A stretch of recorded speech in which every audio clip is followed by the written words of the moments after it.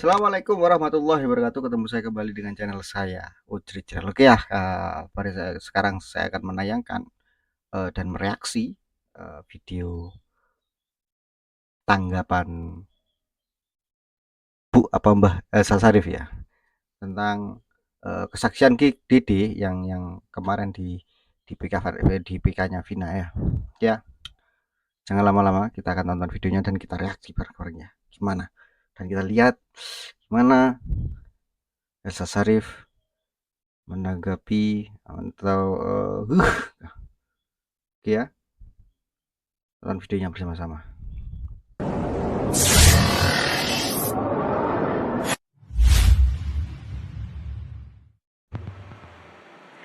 Baik, saya ingin langsung ke Bu Elsa dulu untuk menanggapi kemudian kesaksian-kesaksian yang sudah ada. Bu Elsa, Dede Riswanto, Liga Akbar, dan juga kesaksian-kesaksian lain termasuk Saka Tatal. Mereka kemudian kompak menyebut bahwa yang terjadi tahun 2016 bukanlah seperti yang tertuang di dalam persidangan. Mereka juga sebut bahwa mereka memberikan kesaksian palsu. Dede Riswanto dan juga Liga Akbar. Saya ingin minta tanggapan Anda dulu. Ya, justru permasalahannya itu kan bukan dari Dede dan Hype saja ya, atau Liga Akbar saja, tetapi kan itu ada rentetan fakta-fakta yang lain sehingga mendapat suatu kesimpulan ya. Dan kan ada persesuaian dari kesaksian. Dede sekarang mencabut, Liga Akbar mencabut. Itu harus dibuktikan, diverifikasi. Harusnya ya dia harus diproses hukum dulu dan di proses hukum mendapatkan keputusan yang inkrah yang mempunyai kekuatan hukum tetap bahwa benar telah terjadi itu peristiwa itu, bahwa dia diarahkan dan Rudiana diproses, itu baru bisa menjadi novum. Tapi kalau omongan itu kan omongan lidah tak bertulang. Tadinya ngomong begini, sekarang ngomong gitu, dan belum dikonfirmasi, belum di proof ya, belum dibuktikan secara hukum, kan asal ngomong aja.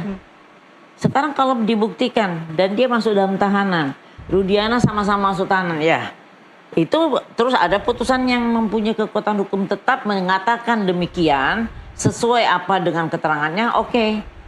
Dan itu baru jadi novum, bukan omongan dia jadi novum. Nggak bisa. Karena keterangan itu sudah pernah di persidangan. Jadi tidak segampang itu. Tadinya ngomong A, terus nanti bilang ngomong B. Tapi kemudian ketika mereka mencabut keterangan itu nggak bisa mencabut demikian. Tapi mereka siap dengan konsekuensinya, Bu Elsa. Apa? Siap dengan konsekuensinya. Nggak perlu ngomong begitu. Harus proses dulu baru bisa itu. Apanya nggak boleh ngomong itu dulu. Orang mereka sudah siap dengan konsekuensinya ketika mereka dicabut, ketika mereka mencabut laporannya atau BAP-nya yang kemarin itu, yang menurut mereka itu diarahkan oleh klien Anda, gitu loh. Diduga kan kemarin Ibu sendiri yang bilang kalau Dede itu cuma omong-omong tok di channelnya Bang Dede, Bang KDM atau Kang Denny. Sekarang kan mereka semua itu sudah berani mengungkapkan di depan pengadilan. Apanya ketetapan hukum yang mana?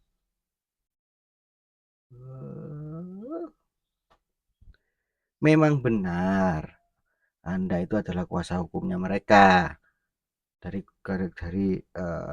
kuasa hukumnya siapa ini? Sama Pitra ya? Dari kuasa hukumnya Rudiana. Anda itu bingung, Bu. Mata Anda itu tidak bisa berbohong tentang ini. Anda itu bingung kan sekarang? Emosi ya sama orang ini. Ini kita akan lanjut videonya ya. Dijadiin barang bukti sebagai novum di persidangan PK. Kalau omongan dia sendiri nggak bisa. Itu pasti ditolak oleh jaksa, ditolak oleh hakim karena pernyataan dia harus dibuktikan dalam putusan. Dalam putusan itu mengatakan misal benar Dede ternyata diarahkan, terus Rudiana dihukum, baru novumnya itu baru dijadikan PK, novum di PK ini kan prematur. Bu Elsa, tapi ketika kemudian kesaksian katakanlah dari Dede Riswanto, Liga Akbar, Saka Tatal, ini kemudian memberikan indikasi bahwa ini merugikan posisi dari Ibtu Rudiana. Tanggapan Anda? Saya nggak merasa dirugikan karena itu kata-kata yang tidak punya legalitas yang dapat dipertanggungjawabkan. Legalitas yang dapat dipertanggungjawabkan adalah adanya putusan yang mendukung keterangan Dede Liga Akbar.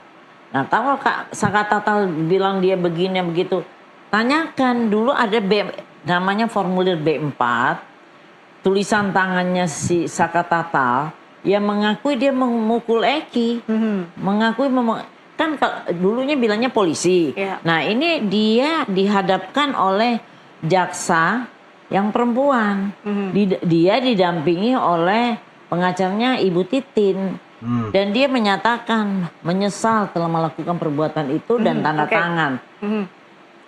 Sayangnya saya nggak bawa ya, saya udah janji bawa. Alah, dari dulu nggak bawa, mana buktinya? Katanya ada videonya, katanya ada ini, buktinya itu mana, Bu Elsa Sharif? Gua gedek sama orang ini. Oke lah, Anda itu kan membela klien Anda gitu loh. Tapi kalau berkata itu yang objektif gitu loh. Dari dulu, dari kemarin, bukti-bukti mana yang ada buktinya? Terus katanya ada saksi, kalau nggak salah itu ya, ada saksi kunci yang melihat kejadian itu. Mana? Bu, Ibu. Apanya yang prematur?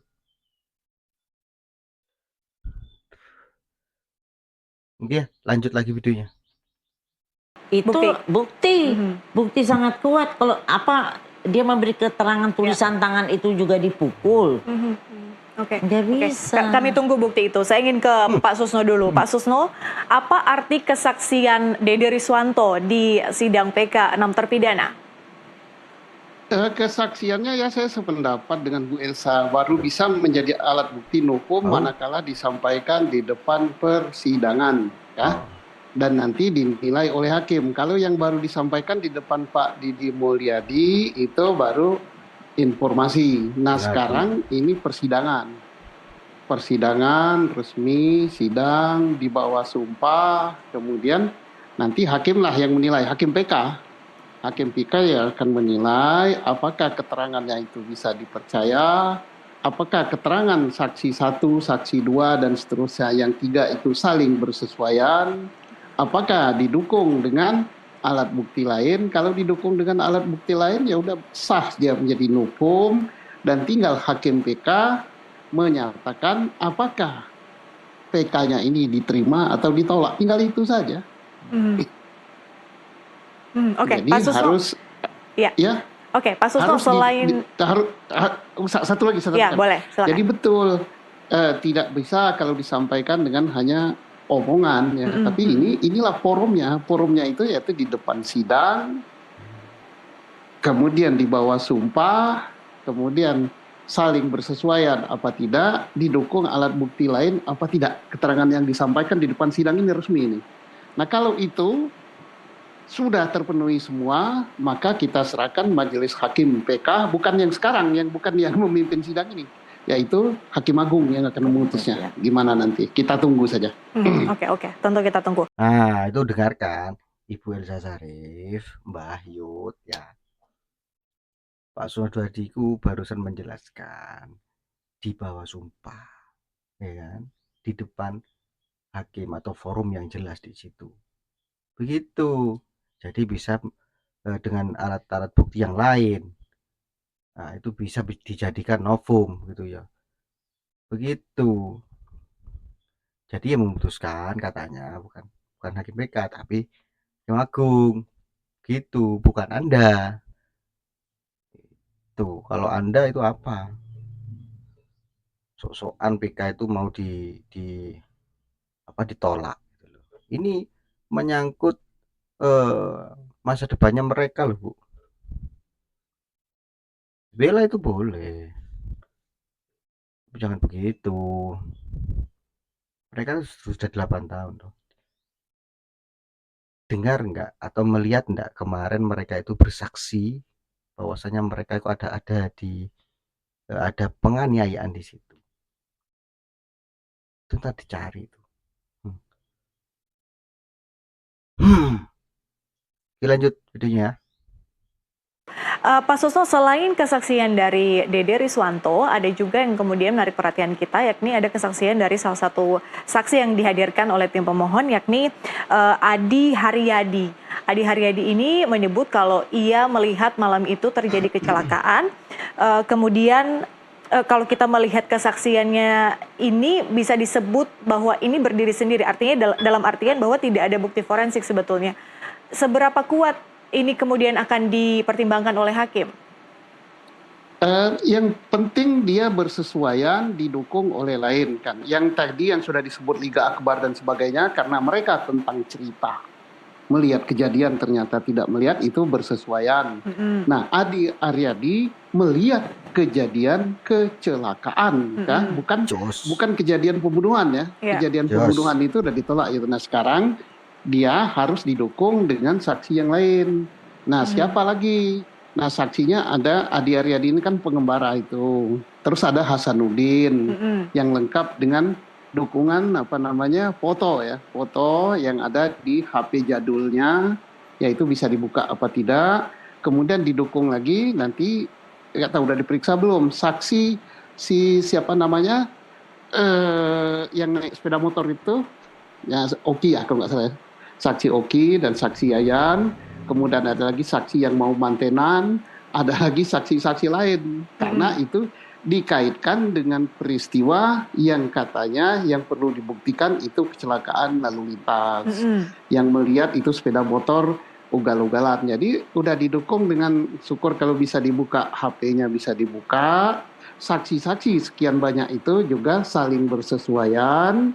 Nah, itu tersendiri untuk peristiwa kecelakaan. Kalau yang ini tadi untuk peristiwa pembunuhan yang katanya tidak ada pembunuhan itu menurut mereka ini.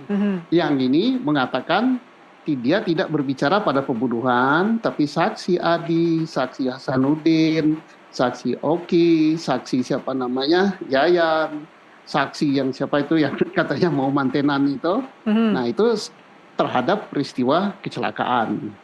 Nah, jadi kalau pembunuhan tidak ada, kecelakaan tidak ada, nah ini diberikan di depan sidang, monggo majelis hakim juga yang akan memeriksanya nanti.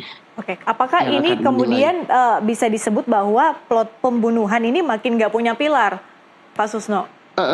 Saya tidak mengatakan makin nggak punya pilar ya, tetapi itulah faktanya yang disampaikan.